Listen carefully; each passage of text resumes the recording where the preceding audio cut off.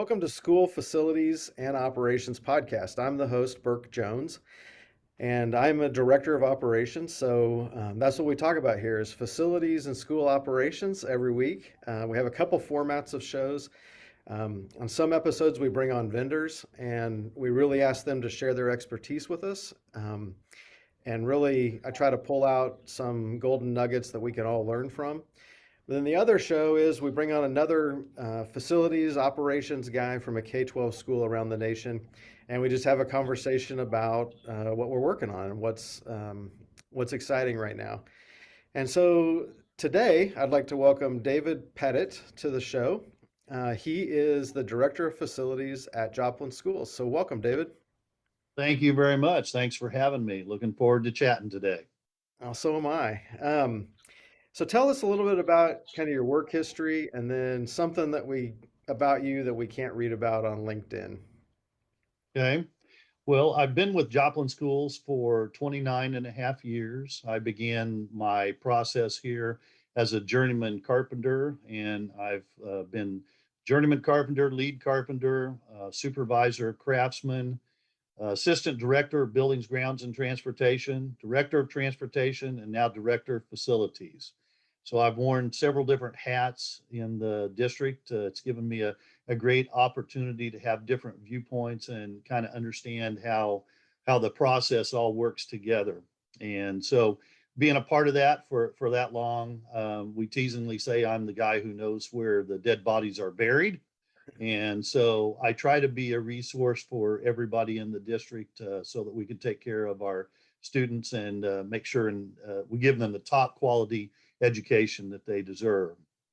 As far as something unusual about me, one of the things I usually point out, I have several different hobbies. I love to fly fish, tie my own flies, play fantasy football, coin collecting. But one of the little more unusual that people find is that I also play bass in a bluegrass band. Fantastic. We have a big bluegrass festival over here in Kansas. Have you ever been to that? I have not been to that, but love going when I can and catching what I can and playing with my buds. Nice. Well, I know we were talking a little bit before, but right now you guys are preparing a new school and Hmm. getting ready for the kids when they return from winter break to begin occupying that. So tell us a little bit about your bond and um, what you have going on there. Hmm.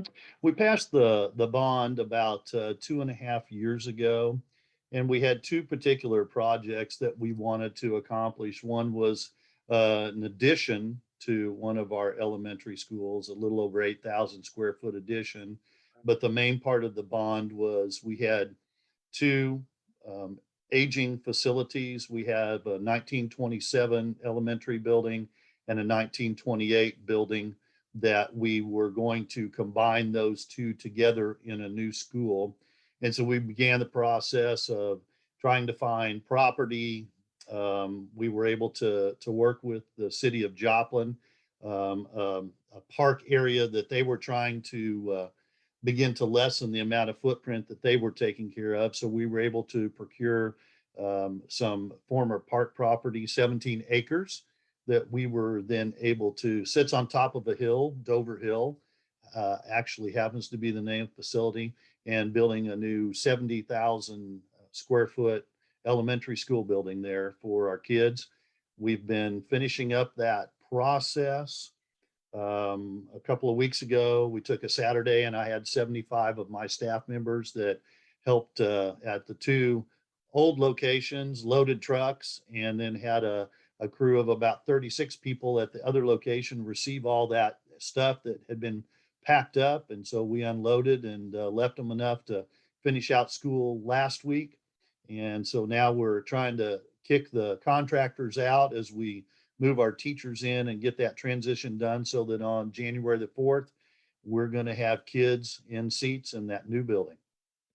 That's fantastic. That's what I did last year at this time. We did the same thing, and it sure was fun to be there on the first day. And the kids were walking in, and it's like this feels like a hotel. It's so Uh-huh. fancy. Uh-huh. It's a Really lot. looking for it. Like I said, with those kids moving out of almost 100-year-old buildings, just this year, size of classrooms, I think is what's going, well, it floored the teachers when, because they were moving from about 675 to 700 square feet, going to 900 in most of the classrooms. And in our kindergarten classrooms, we're at 1,100 square feet. Right. That's about exactly what we build also. Mhm. So, how big was the bond issue in total dollars?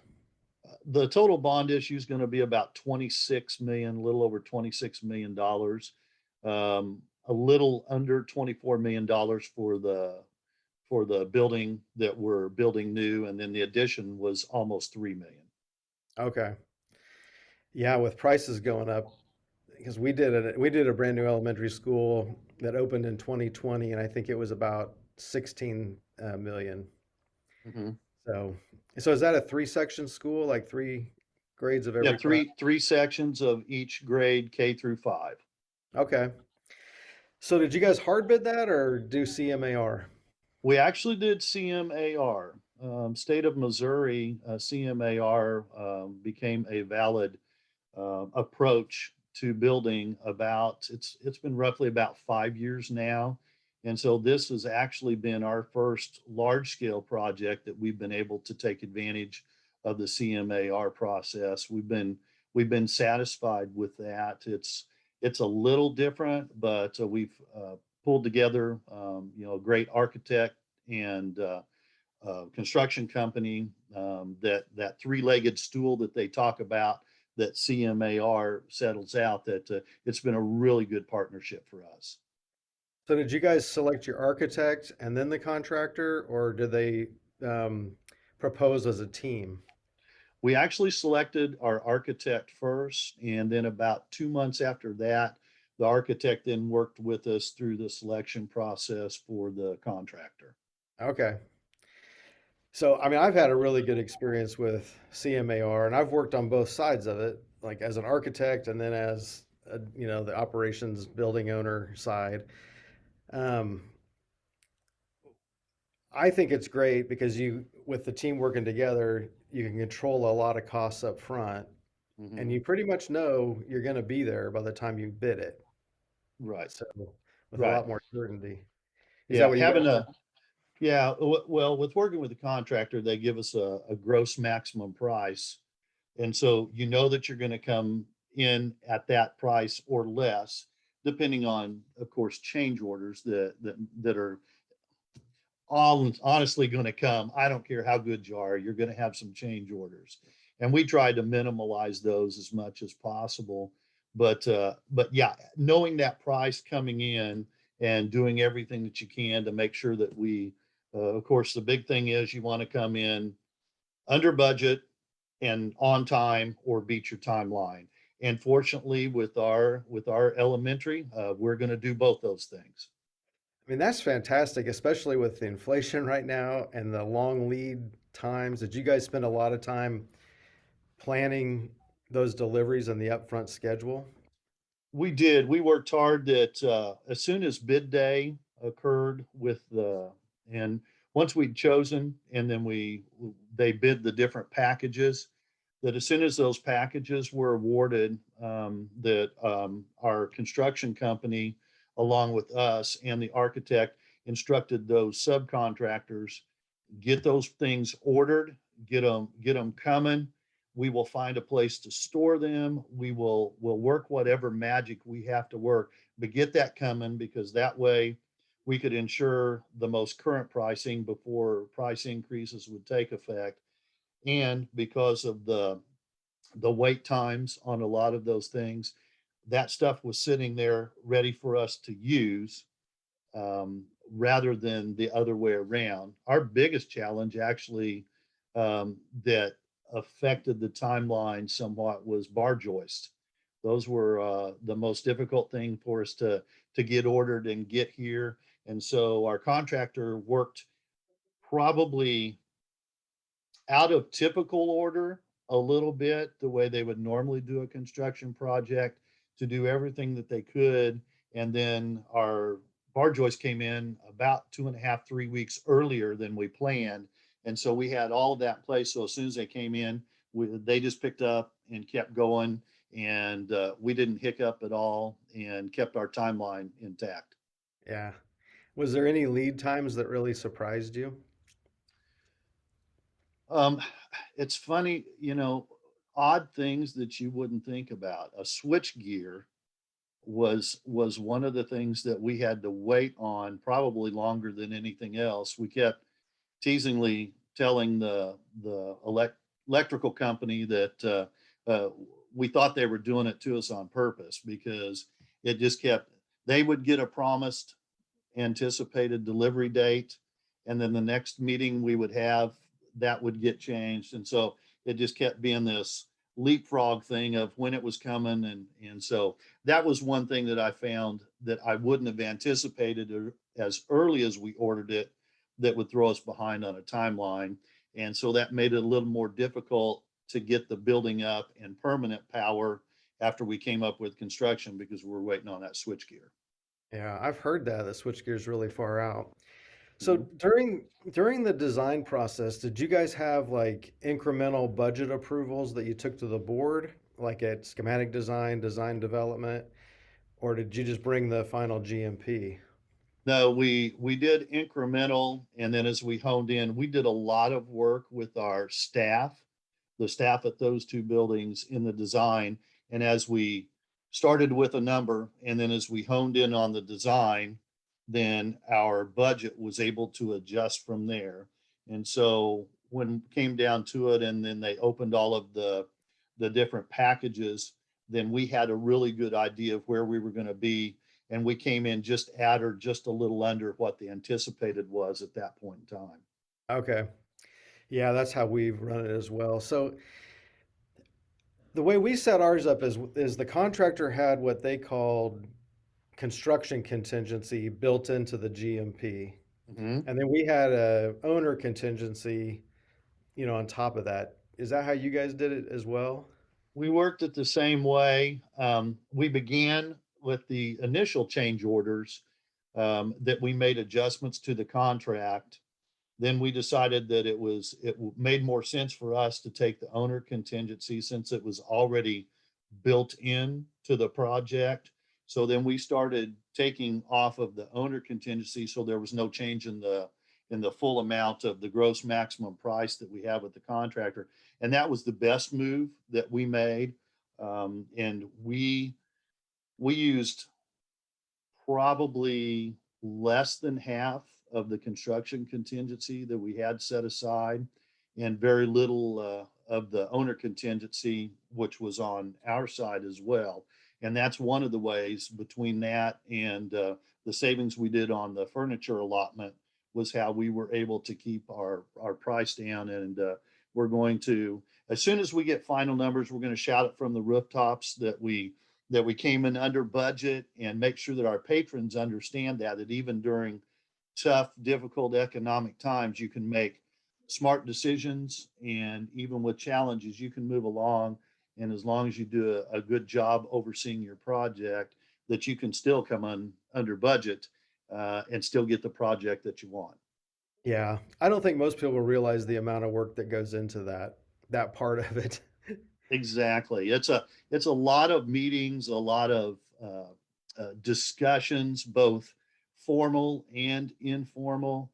And with my background, it helps me in having some understanding of how the construction happens and goes together. And so those conversations were pretty easy. And like I said, because we had a great partnership with both our architect and our CMAR, that it just made it a pretty seamless and pretty painless process. Yeah.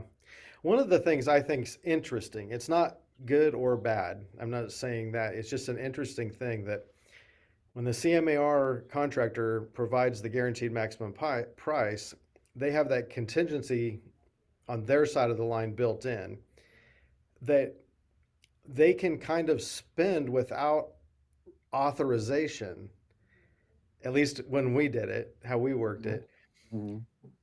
Um, so in the end, most of our change orders on the owner side were just things we wanted to do, Like, you Hmm. know what? I think we really want carpet in that room instead of tile. Just as you go through, there's some things that you notice that you want to tweak or whatever. So, and our contractor did a fantastic job. I mean, they came in under the GMP in almost every project, but we Right. used some of that money for things to make the building better or things we had cut earlier in the project that then we could say, hey, we've got the money now. Let's enhance this area a little bit more or whatever. But I think that contingency that's on their side of the line, um, it's interesting. And I've talked to contractors about it and Mhm. they see it a lot different. And I see it their way too. Like this is our insurance buffer basically that Mhm. we can make sure we bring it under the GMP. Did you find kind of the same thing? Well, we were fortunate enough that we worked it to where any construction contingency money that was on their side of the ledger, so to speak, is that we worked that out because all of our change orders by policy have to go to approval to the school board. So no matter how much or how little, those all have to be approved by the Board of Education here in Joplin. And so we went through the whole change order process with each one of those. And I think if final with what we're going to end up about 32 change orders on that $24 million project, which is probably under what typical average would be for that size of project. But all of those were taken to the school board for their approval, so that even though the money was coming out of construction contingency, it was approved by the district via the Board of Education for the contractor to proceed with the expenditures of that money. Okay. That makes a lot of sense. That way it's all above board and everybody sees what's happening. Right. Well, and that way, anything outside your scope of original design changes, which were either due to choices that were made or to unforeseen things like $1 million worth of rock removal. Those kind of challenges that we were able to meet and take care of, but everybody knew about it. It wasn't hidden. It was to the public. It was to the school board, and so everybody knew. No matter how great or how ugly it was, everybody was a part of that decision making process. Yeah, that's pretty smart. So one of the things the gentleman that had this position before me, he for the owner side of contingency, whatever it was, 5%, 3% of the total construction cost, he had the board approve that amount of contingency, and then we didn't have to take every change order back to the board. Mhm. They're like, as long as you bring it in at this number or less, we're good. But you don't, and that saves some time too, because some of these change orders, like we didn't have time to wait for another board meeting to get approval. Um, so Yeah, that's how we did. I thought it worked pretty well. yeah. Yeah, there's always unique challenges with that timeline and trying not to affect it with the decision making process that you have in place. So Right. you have to set that up and think about that ahead of time so that it doesn't throw you behind. Yeah, absolutely. Well, let's change gears a little bit because I really want to talk to you guys about how you've handled like some indoor air quality issues that we've all read about, lived through, whatever in the last few years. Um, so I guess tell me like how did you guys start studying it? How did it kind of bubble to the surface? I'm assuming it was Mhm. COVID, but I don't know. Yeah. Um, and then what kind of how did you move forward with it? Well, we had actually begun the process of looking at indoor air quality actually prior to COVID. It was always important to us anyway, but because of COVID, it immediately shot up and went to the top of importance. But we had already begun the process. One of the first things that we did was filtration and looking at filters within our systems. And we've got 1.8 million square feet that we have building wise here in Joplin Schools. And so we wanted to make the best decision that we could for filtration without affecting our equipment. And so one of the first things that we did was start looking at what we could do, and we found a filter system that worked well and that we had a lot of confidence in. It actually ended up being a MERV 9 filter that we could install across the board without affecting any of our equipment, with having to change sizing of motors or air intake. And so we found that opportunity, and then the opportunity that came with that was the fact that the MERV 9 filters that we chose, we were able to greatly reduce the amount of filter changes. Matter of fact, we're sitting to where most of our filters now, we're getting 10 to 12 months Wow. between filter changes. And we are cycling through that and finding that, except in a few rare occasions, we're able to do one filter change a year and still maintain all of the quality that we need. So that saved cost on the filters, but then also on the labor of changing those out. So that was one of the early things that we took on just prior to COVID outbreak, so to speak. But then the other thing that we had begun, we are, I'm not touting Train, but we're about a 95% Train district.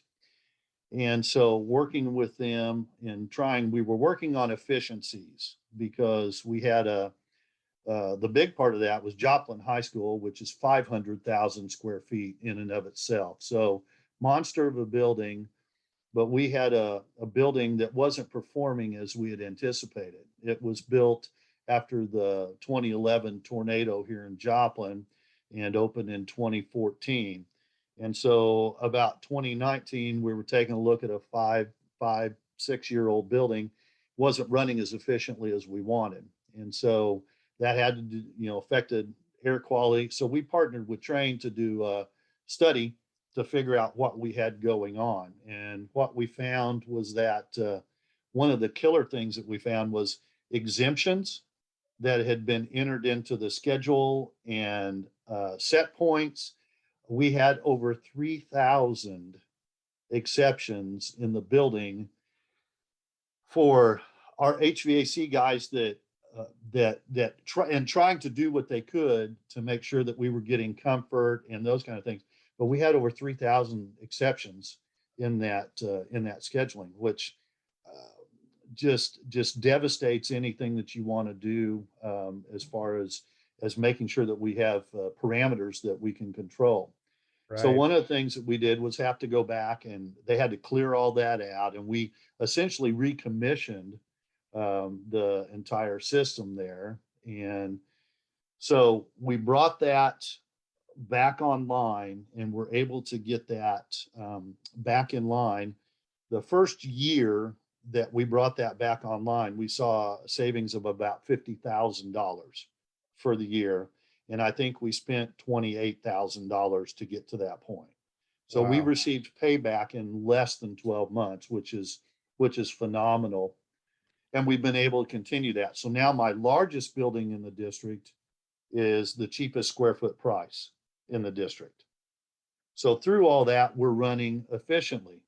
Well, we took the knowledge that we had of that, then as we were beginning to look at indoor air quality, and then as we came into COVID and like I said, just shot to the top, the importance of that, we were looking at what we could do that helps indoor air quality if we efficiency up all of the buildings that we have running. And then by doing so, you do two things. You increase your indoor air quality, and you can see some cost savings, or at least cost control. And so that's what we began. Again, Joplin High School, we had CO2 levels that were up over 2,000, which above 1,200 is around where, 1,200 is where you want to hit. And those CO2 problems, the challenges that we had there were a lot due to outside air that wasn't making it into the building, Right. which in effect then affects the outcome of students and their testing capabilities. So we were hampering the students by not running efficiently as well. And so when we looked at indoor air quality, we want to get that CO2 down. We don't want we want to reduce VOCs. And we decided, Joplin School District, that the best way to do that was to make sure that what we have in place is running properly and efficiently so that we're bringing in enough outside air. We're monitoring CO2. Temperature is a big deal, but we also want to make sure that people are comfortable. So we began a process, a second process with Train to install new sensors and thermostats across our district so that we're able to check temperature, humidity, and CO2 sensors within each of those thermostat spaces so that we can look at that. And as they help us run data analytics on that, we start honing in on where those problem areas are and grabbing that low hanging fruit of getting that fixed, whether it's an outside air damper that's stuck open, you know. So now you're getting all this fresh air in and you're having to heat it, especially with the weather coming up. Or is it shut? And that's where our CO2 numbers were just going out the roof. And so by putting all that together, we've helped our indoor air quality by enhancing and making sure that our systems are running like they're supposed to. And so we've begun that process. We're in step 2 of going through that. And as soon as we are completed with step 2 and we have all of the data that we can analyze as far as the challenges that we've got, then we'll be able to move forward with, do we need to change equipment? Do we need to upsize equipment? Are we running the way we need to? Is the equipment there proper for what we got? And from there, once we get to that point, then those areas that are still a challenge, then we can look at additional things such as UV and those other items that would allow us to treat air on top of what we're doing with running the building efficiently.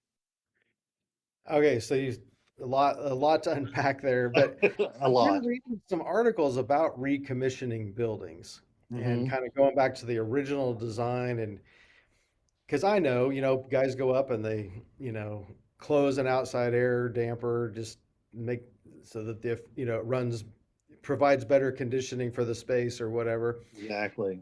And then it just never gets changed again. And so we Hmm. have we have exceptions just like you had. I don't think we have that Uh-huh. amount. I get a report. I hope not.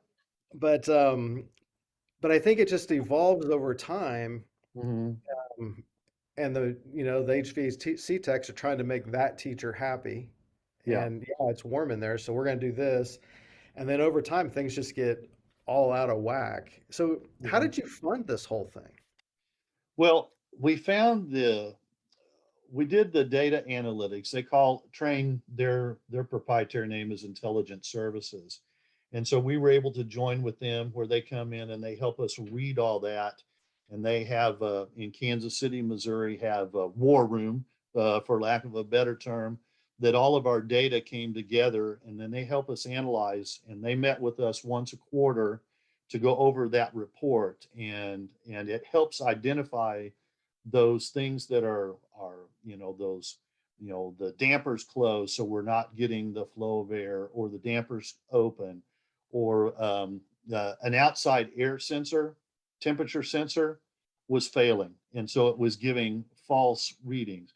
But they have a data analytics that runs that whole thing, and then by bringing those reports back, that lets my technicians know where they need to go.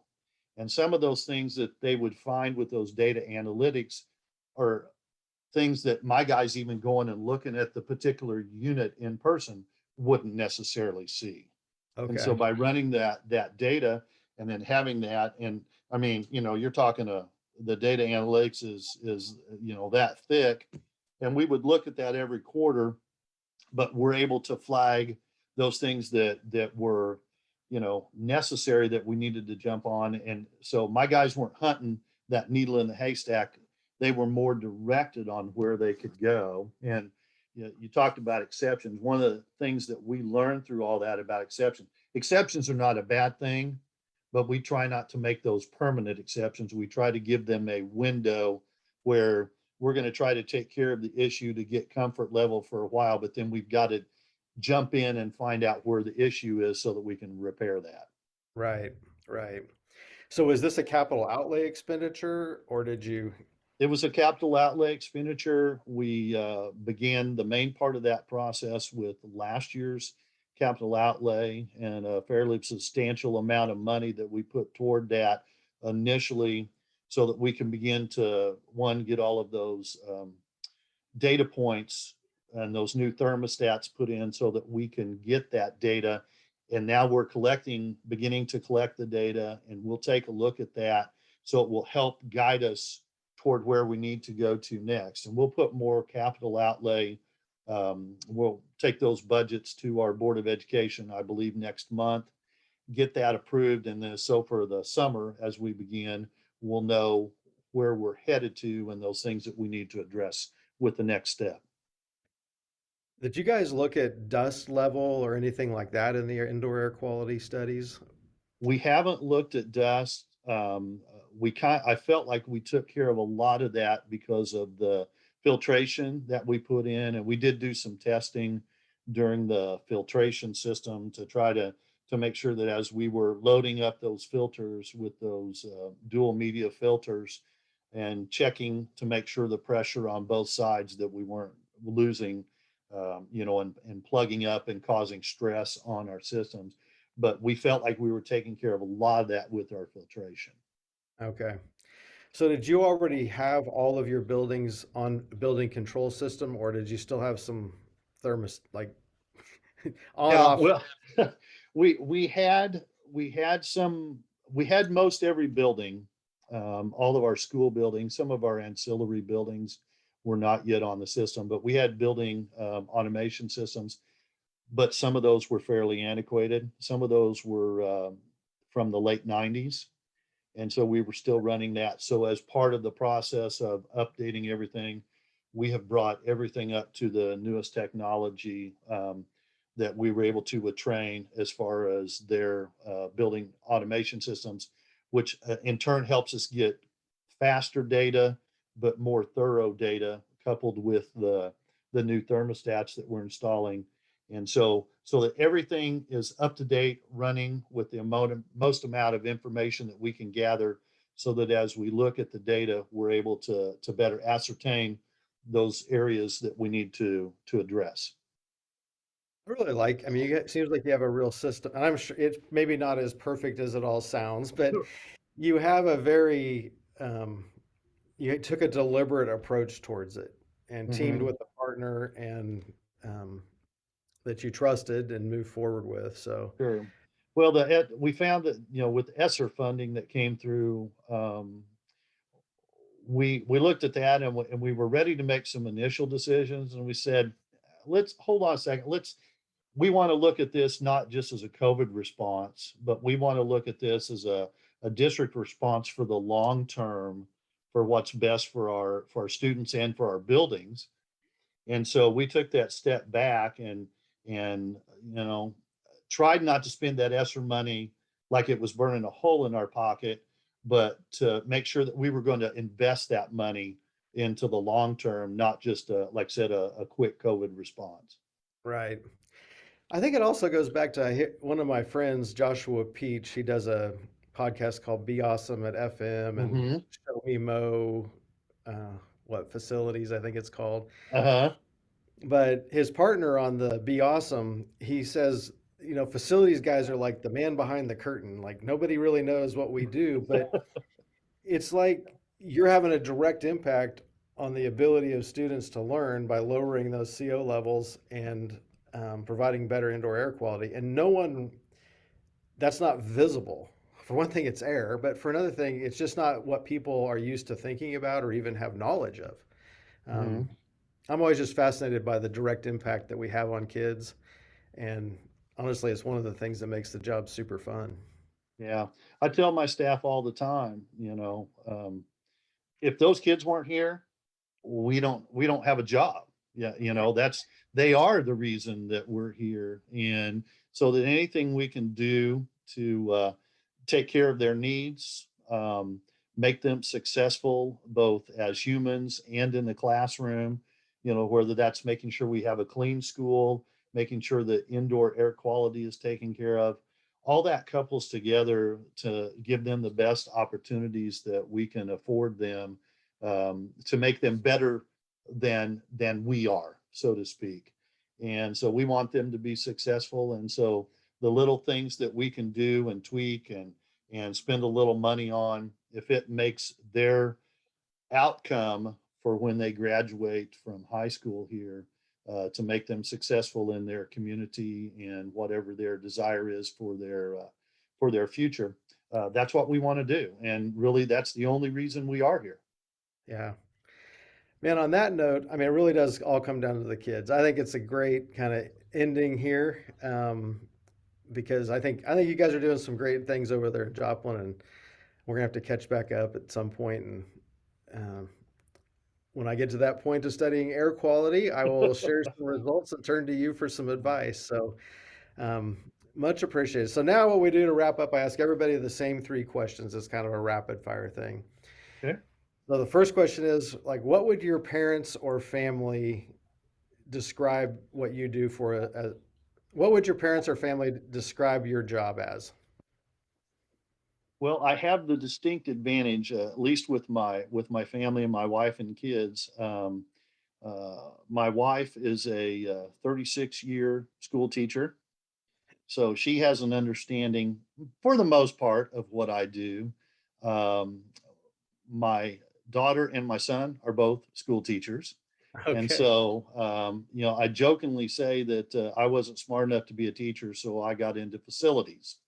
So, but they understand what I do for the most part. They understand and listen to those days when I come home and maybe not as happy as I want to be about how things are going. So, my wife and I spend a lot of good time in conversation, and she helps me understand the teaching and curriculum side, and I try to help her understand how the side comes from facilities. So it makes for a good partnership.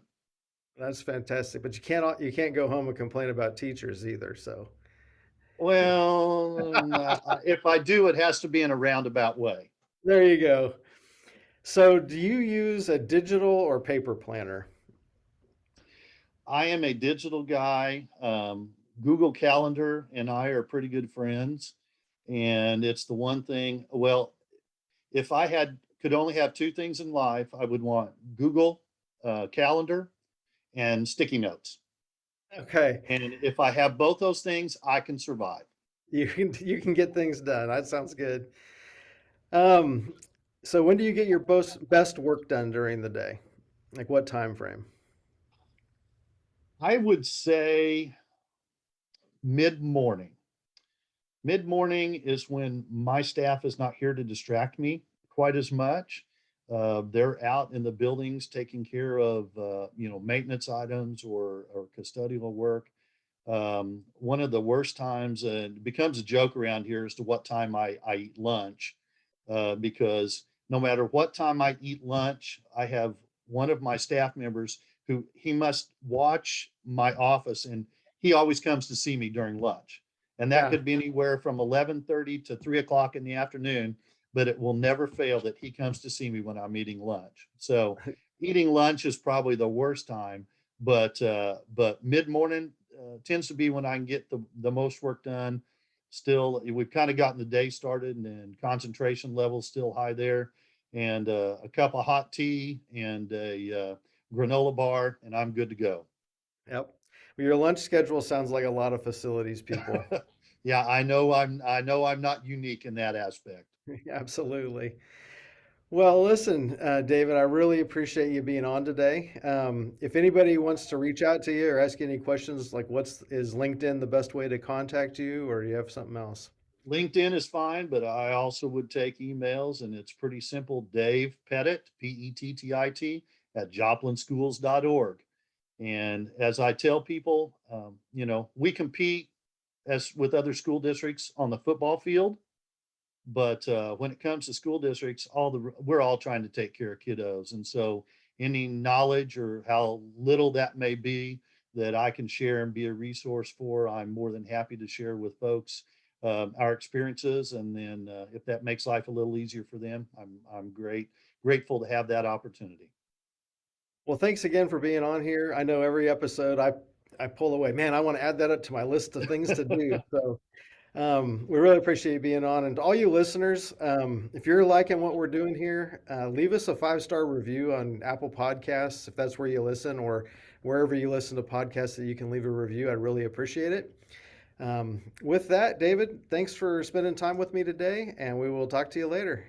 Thanks for having me. Wish everybody a Merry Christmas and a Happy New Year.